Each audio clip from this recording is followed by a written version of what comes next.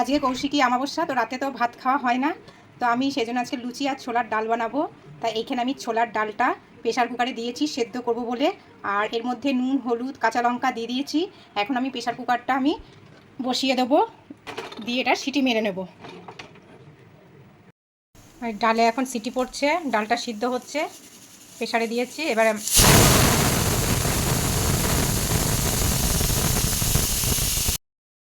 আমি এখন ময়দাটা মাখবো। তো ময়দার মধ্যে আমি চিনি, নুন আর সাদা তেল নিয়ে নিয়েছি, নিয়ে এটা ভালো করে মিশিয়ে নেব। মিশিয়ে নিয়ে আমি ময়দাটা ভালো করে জল দিয়ে মেখে নেব।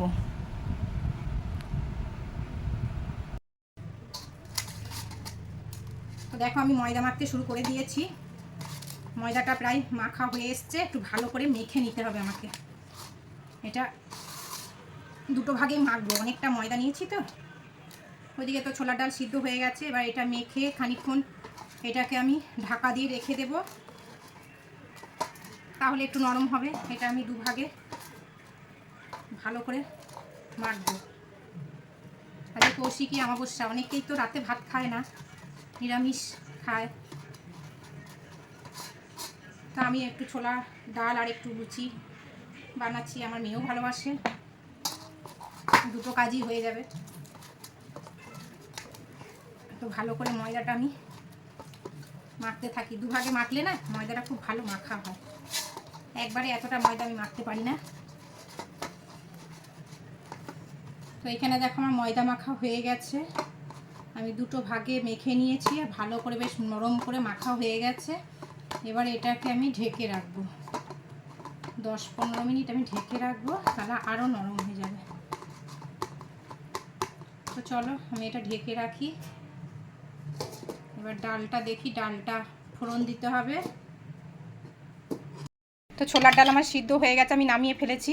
এবার এটা আমি শুকনো লঙ্কা আর আদা দিয়ে, আদাটা আমি আগে দিইনি, তো আমি তেলে একটু নেড়ে ফোড়নটা দিয়ে দেবো। এবার আমি ডালটা ফোড়ন দেব। তো ছোলার ডাল আমার রেডি হয়ে গেছে, ফোড়ন দিয়ে দিয়েছি, শুকনো লঙ্কা তেজপাতা একটু আদা একটু মিষ্টি দিয়েছি, দিয়ে আমার ছোলার ডালটা রেডি হয়ে গেছে। আমি জানি না এখন খেতে কেমন হবে, যাই হোক ছোলার ডালটা কমপ্লিট হলো। এবার যাব লুচির দিকে। আমার সব লেচি করা হয়ে গেছে, এইখানে অল্প কটা লেচি করে নিয়েছি, আর এখনও রয়েছে। এটা আবার ওইটা হয়ে যাওয়ার পর আবার এটা করবো, কারণ একসঙ্গে সব বেললে আবার মানে লুচিগুলো না শুকিয়ে যায়, একবারে সব বেলে নিলে। ওই জন্য আমি অল্প অল্প করে আগে লেচি করে খানিকটা করে ভেজে নেব। আমি লেচিগুলো আগে বেলে নিই।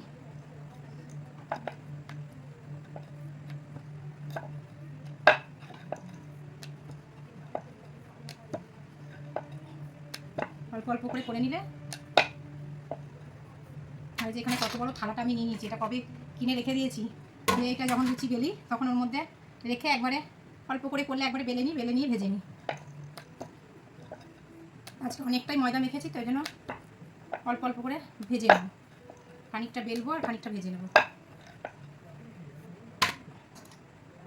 আর একবারে সব বেলে রাখলে হাওয়াতে শুকিয়ে যাবে।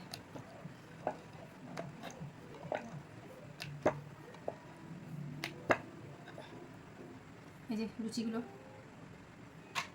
বেলে বেলে রেখে দিই।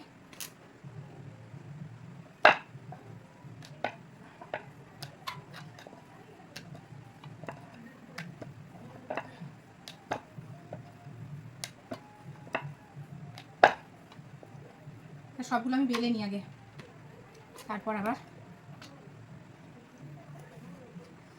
গরমও লাগছে, প্রচণ্ড গরম আজকে, গরমও পড়েছে প্রচণ্ড, ভালো লাগছে না, এত গরম পড়েছে।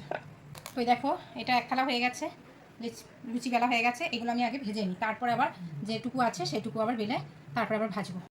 তেল গরম হয়ে গেছে, এবার আমি লুচিগুলো এক এক করে ভেজে নেব। এই যে এখানে আমার সব এই যে রয়েছে, লুচিগুলো বেলে নিয়ে চলে এসেছি। এবার আমি তেলে ভেজে নেব, দেখি ফোলে কি না।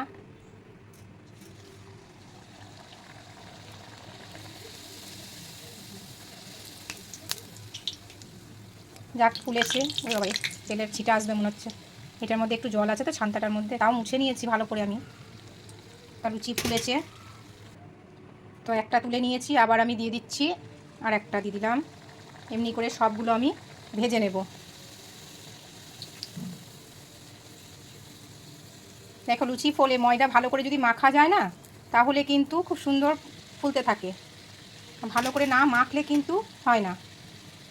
তো চলো আমার লুচি করা কমপ্লিট হয়ে গেছে। এই যে এক গামলা লুচি হয়েছে, আর এইখানে এক থালা হয়েছে। লুচিগুলো ফুলে আছে বলে গামলাটা হয়তো যখন লুচিগুলো ফোলাটা কমে যাবে তখন হয়তো ওই থালা লুচিগুলো এতে এঁটে যাবে। এখন যেহেতু লুচিগুলো সব ফুলে আছে ওর জন্যই লুচিগুলো আর একটা গামলায় আটলো না। এই দেখো কেমন ফুলে আছে, দেখো লুচিগুলো, প্রত্যেকটা লুচি কি সুন্দর ফুলেছে, প্রত্যেকটা লুচিগুলো।